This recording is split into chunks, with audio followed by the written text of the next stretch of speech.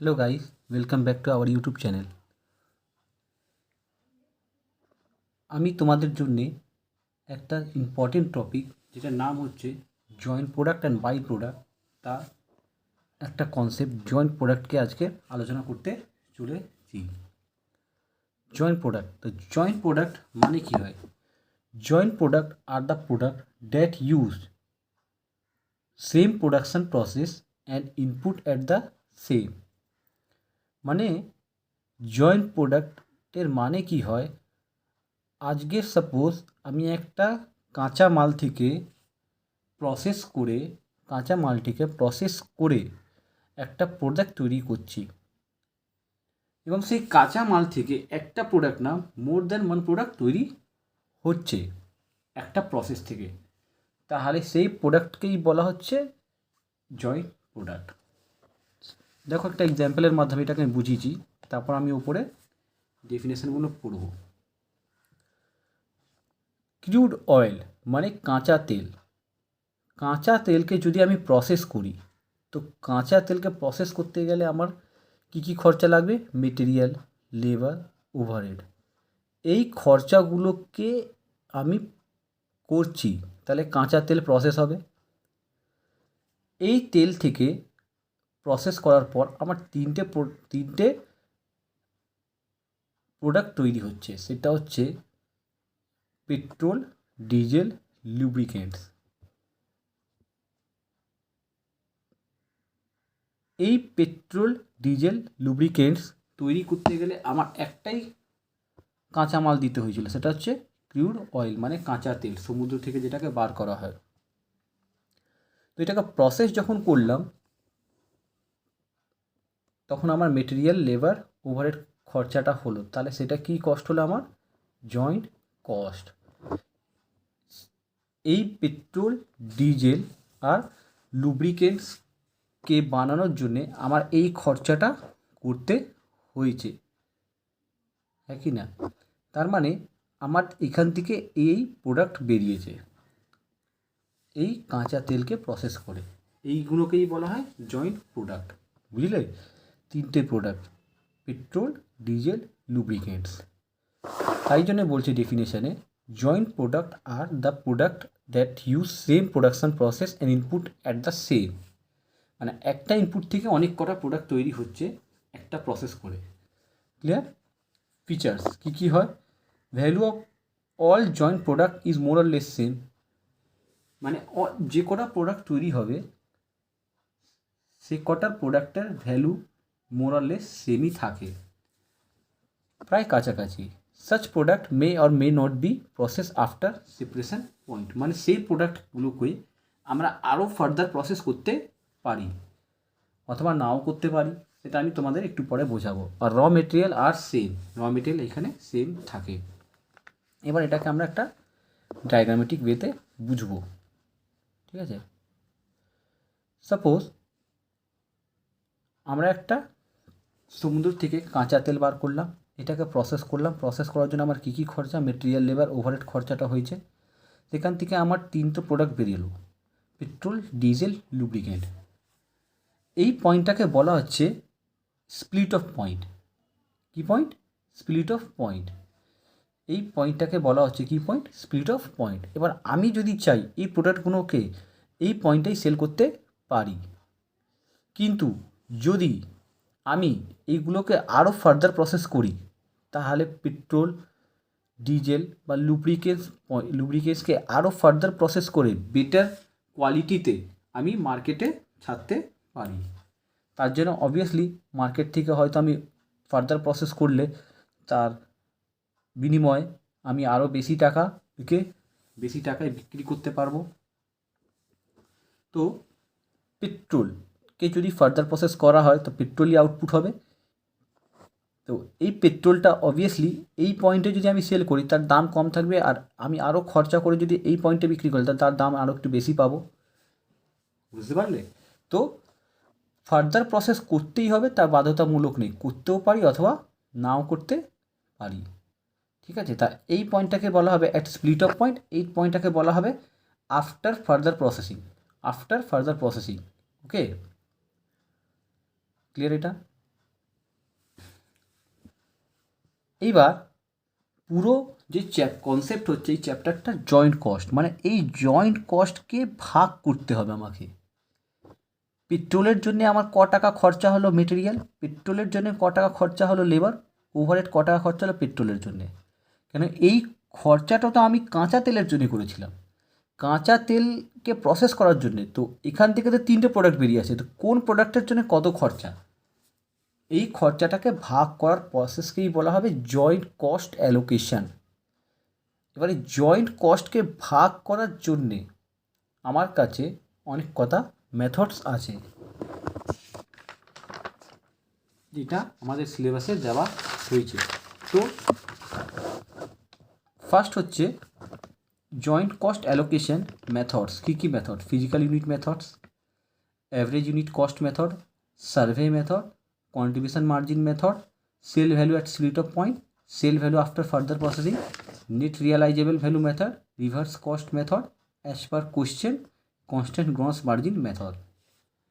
এইবার এই যে মেথডসগুলো আছে এইগুলো আমরা এক একটা করে বুঝবো বাই দ্য ফলোইং এক্সাম্পলস। আমরা এক্সাম্পলসের মাধ্যমে এর একটা মেথড বুঝবো, ঠিক আছে? এই 10টা মেথড। হ্যাঁ, তো আমাদের ফার্স্ট মেথড আমরা যেটা বুঝতে চলেছি সেটা হচ্ছে average unit cost method. Average unit cost method মানে কী হয়? আজকের সাপোজ আমি একটা কাঁচা মালকে প্রসেস করে মাল্টিপল প্রোডাক্ট তৈরি করলাম, তো আমরা কি করব, তার যে পেছনে আমার জয়েন্ট কস্টটা লেগেছে মেটেরিয়াল, লেবার, ওভারহেড, টোটালটা, সেই টোটালটাকে আমি কত ইউনিট তৈরি করলাম, কত পিস তৈরি করলাম, বা কতগুলো জিনিস তৈরি করলাম, তার টোটাল কোয়ান্টিটিটাকে যোগ করে সেই টোটাল খরচা দিয়ে ডিভাইড করে দেবো। তাহলে আমি যে রেটটা বেরোবে সেটা হচ্ছে আমার অ্যাভারেজ রেট, ঠিক আছে? দেখো, average unit cost method, find out the cost of joint product A, B and C from following data.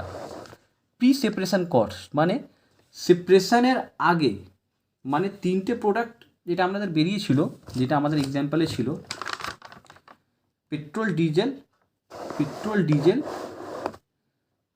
Diesel lubricants product তৈরি হওয়ার আগে যে খরচাটা হয় এটাকে কি বলা হয়? প্রি সেপারেশন কস্ট, মানে এটা জয়েন্ট কস্ট। তা আমাদের জয়েন্ট কস্ট কোশ্চেনে কত দেওয়া হয়েছে? 60,000, ঠিক আছে? প্রোডাকশান ডেটা, প্রোডাক্ট এ তৈরি হয়েছে 500 ইউনিট, প্রোডাক্ট বি তৈরি হয়েছে 200 ইউনিট, প্রোডাক্ট সি তৈরি হয়েছে 300 ইউনিট, তাহলে টোটাল কত? 1000 ইউনিট। এবার এটাকে অ্যাভারেজ ইউনিট কস্টে ফেলতে হবে। তা বলো 60,000 পিস, 60,000 টাকা, 60,000 টাকা আমার খরচা করতে হয়েছে কত পিস বানানোর জন্যে? A 500 piece, B 200 piece, C 300 piece, মানে টোটাল কত? 1000 পিসেস তৈরি হচ্ছে। আমি বলতে পারি 60,000 পিস বানানো হচ্ছে 1000 পিসের জন্যে, তাহলে এক পিসের জন্য কত? 60 টাকা। এটাই হচ্ছে অ্যাভারেজ। দেখো, অ্যাভারেজ ইউনিট কস্ট নয়, total joint cost by unit produced, 60,000 by 1000 into 60 টাকা। তাহলে এবার বলো 60 টাকা, ক্লিয়ার? এক পিসের দাম।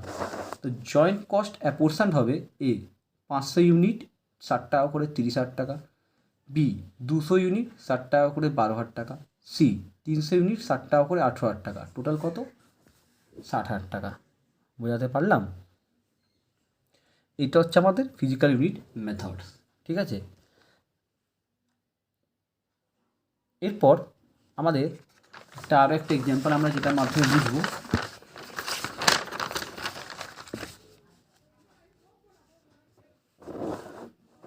Contribution margin method. Contribution margin method মানেটা হচ্ছে যে আমরা জয়েন্ট কস্টকে ভাগ করব দুটো, আমাদের যে জয়েন্ট কস্টটা ভাগ হবে, এবার সেই জয়েন্ট কস্টটা দু রকমের দেখা থাকবে, দুটো টাইপের। সেইটা হচ্ছে একটা ভেরিয়েবল কস্ট, একটা ফিক্সড কস্ট।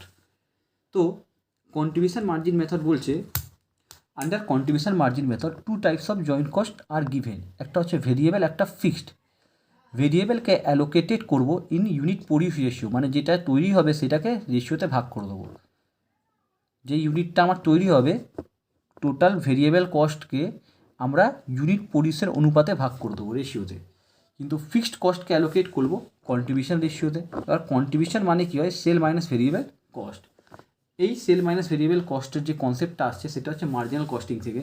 সেটা আমি মার্জিনাল কস্টিংয়ের ভিডিওতে বোঝাবো যখন আমরা কন্ট্রিবিউশনটা কী হয়। এটা আমরা একটা এক্সাম্পলের মাধ্যমে বুঝবো। Find out the cost of joint product A and B. Sale হয়েছে এ প্রোডাক্ট 100 কেজি 60 টাকা করে পার কেজিতে বিক্রি হয়েছে। বি হয়েছে 120 KG at the rate of 30 rupees per KG.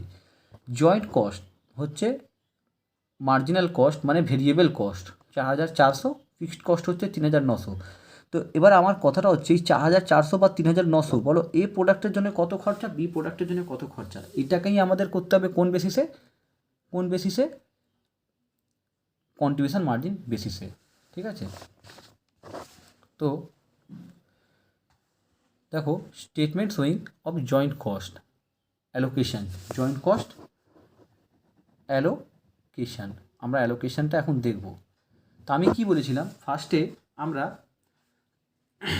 Variable কস্টকে ভাগ করব কোন রেশিওতে, ইউনিট প্রডিউস রেশিওতে।